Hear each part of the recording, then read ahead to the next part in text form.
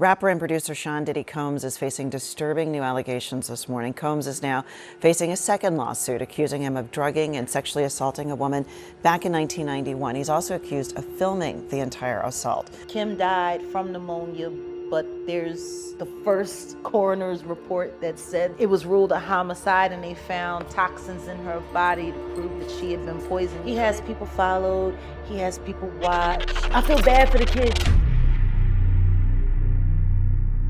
Diddy is in more trouble after several women are speaking out. Right now, he has cases filed against him for evil acts he's performed, torturing innocent people and filming it as blackmail. These new lawsuits also raise questions about Kim Porter's death and how conveniently it all went down for Diddy. So let's get into it.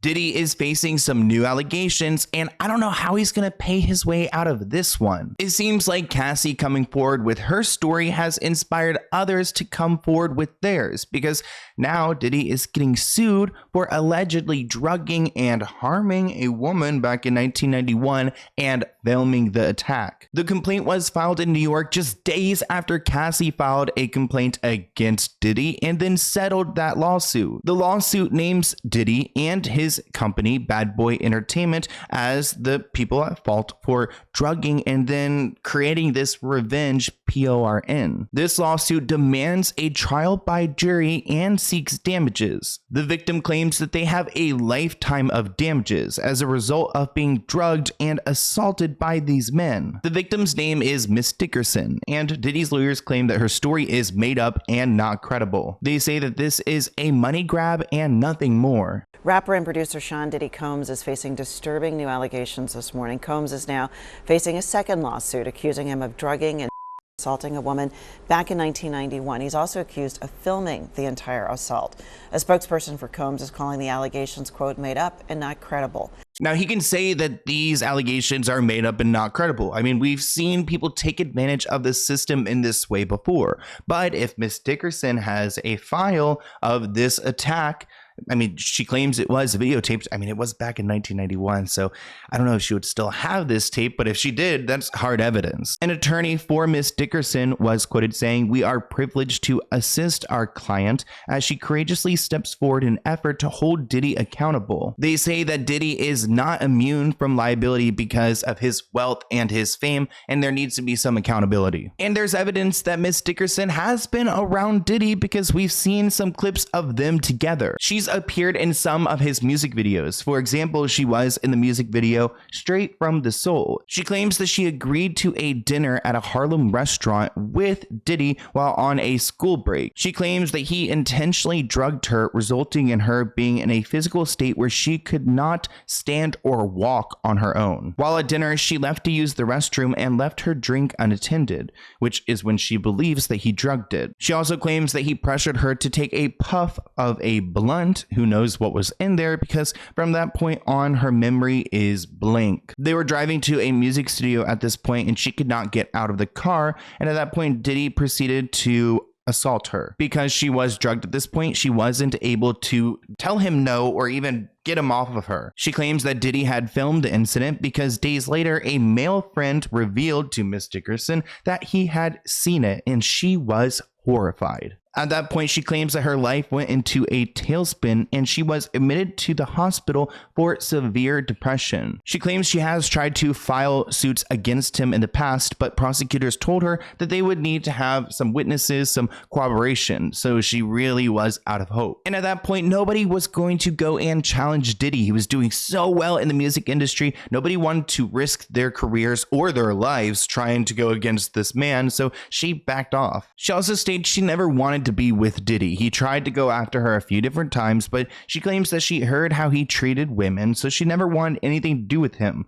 Plus, another rapper who she had met on the set of the music video Straight from the Soul, one of Diddy's tracks, even warned Miss Dickerson about Diddy and how he treats others. You know it's bad when the guy's friends are warning you about him. I mean, if you ever meet a guy and one of his friends warns you about him, then leave that relationship right away. But we don't just have Miss Dickerson calling out Diddy, because another person has also filed a lawsuit. Now, we don't know the name of this victim. It was filed anonymously under the name Jane Doe, but she claims that Diddy and singer-songwriter Aaron Hall took turns R-wording her and her friends back in 1990 or 1991. She and her friend were out with Diddy and Aaron Hall, and they were drinking with them and, buying them drinks, trying to get them wasted before inviting them to Aaron's apartment. Jane Doe claims that she was offered more drinks and then coerced into having intimacy with Diddy. But at that point, it got aggressive, and Aaron and Diddy started doing things to her. After they finished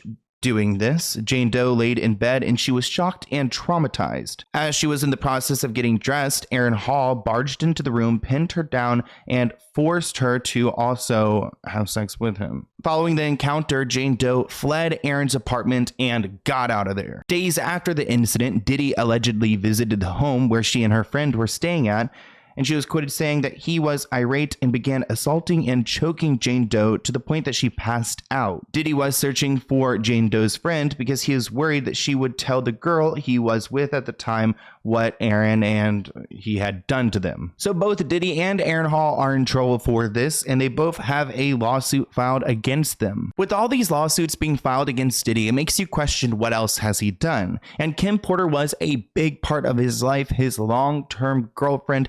They even have kids together, yet she mysteriously died, and people are taking another look at this. She died in her sleep from a lung infection. It actually took a long time for the autopsy report to come out. They claim there was no foul play. She actually had pneumonia. 3 days before she passed, she wasn't feeling well. She said she had gotten the flu, so she sent the kids over to P. Diddy's home. He says one night he was checking on her and she was like, "Diddy, take care of the babies." She said that actually before she had passed away. But a lot of people question Kim Porter's death because she was relatively young, healthy. Why would she just suddenly die like this? One person tweeted, "Don't forget the coroner who performed the original autopsy on Kim Porter also died shortly after." And I've heard a lot of theories about this. I've heard that she was actually going to be writing a book about Diddy and exposing everything, and that's kind of what led up to her dying. I mean, the coroner dying, that's a whole other story, and it makes me think that, Diddy's got a lot of hands in the police department and probably in this industry where he can cover up anything he wants to. See, the coroner who was initially investigating Kim's death, Ed Winter, died unexpectedly after he reported that he had found toxins in Kim's body. But just when Ed was close to digging out the truth, he was thrown off the case and replaced by another coroner. The second coroner was hella shady because it took him 2 weeks to confirm that Kim died from pneumonia. So if there were toxins found in Kim, it would make sense why she was sick for a couple of days and then passed away. Because if she was slowly being poisoned by someone, by Diddy, then it would be kind of a slow process, and then she would eventually die. And if this coroner was finding out the truth, then it would make sense that he would be taken off the case and then put away so that he couldn't tell anyone else what maybe Diddy was up to.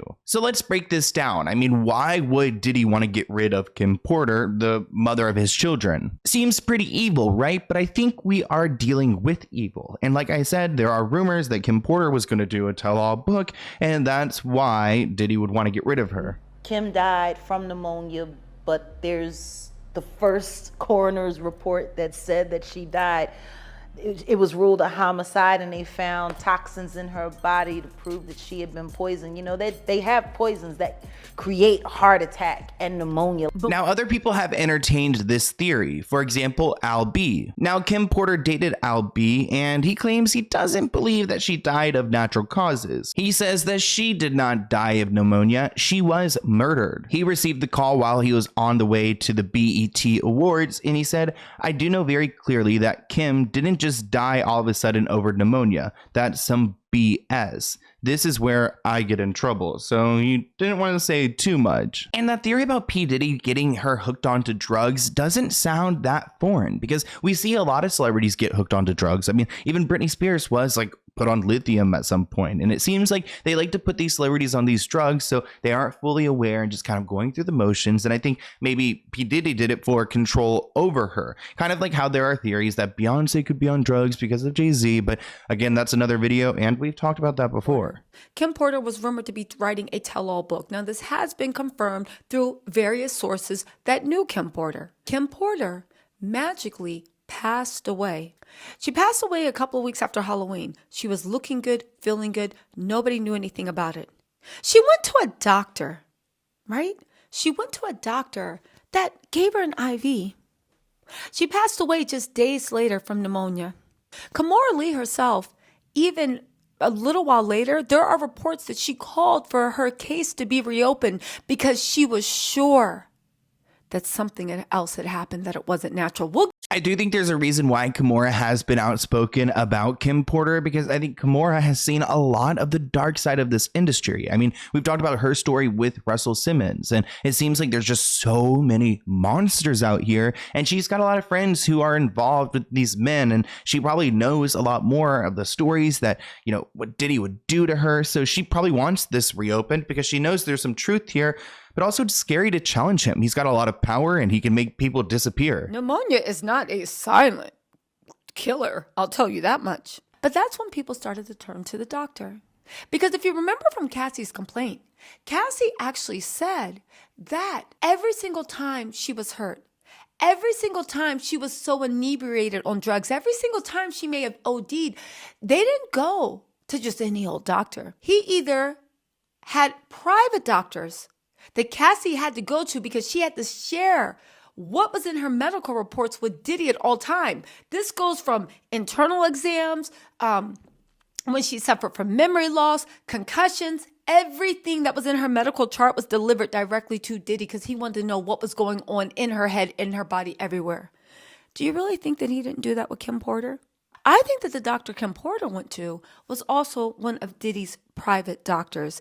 The fact that he had private doctors says it all. I mean, he could easily cover up the abuse. If she wanted to get records of these injuries, it's like, well, she has to go through Diddy because he hired this guy who he specifically is paying off. And it just shows how, like, he wants this control. He wants absolute control. And it plays out in his professional life as well, because even in the industry, there have been people who have just died around him. People who it would be very convenient for them to be gone because he can go higher and higher up the ladder. I mean, it even scares me talking about Diddy because he is such a powerful person. I don't think he would go through my lawyers and send me a cease and desist. He would go after me myself like he has everyone else. Thinking to myself the other day, Uptown Records started with 5 people.